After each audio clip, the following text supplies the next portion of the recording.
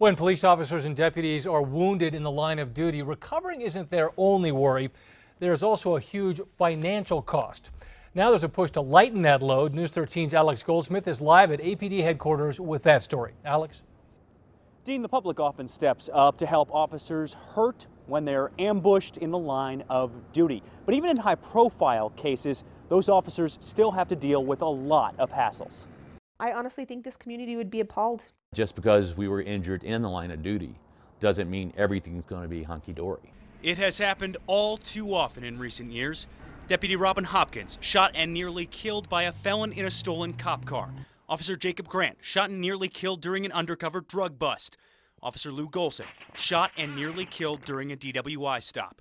But these days, Officer Golson's biggest fight is a financial one. What I was used to making as a DWI officer, I don't make anymore. When officers have to miss work for a long time due to injury, they often have to go on workman's comp, which typically means a pay cut. You're not even getting a full 40-hour paycheck because it's coming through workman's comp. And while medical bills should be paid for, a lot of it is just the sometimes having a fight with your adjusters to get your medical procedures approved. I got $15,000 worth of bills from UNM when I was in the hospital.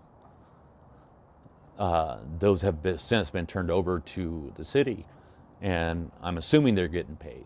For officers working towards retirement, there's more bad news. Your clock stops for para as well, and that's time that you have to make up. State Representative and former cop Paul Pacheco has carried the Line of Duty Injury Act, which would allow hurt first responders to keep getting time towards their pension.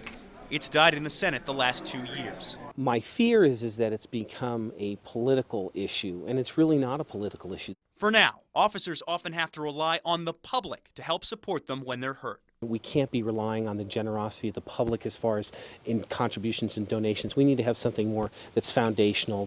You should be taken care of the way the public perceives, and that needs to go from the top all the way to the bottom.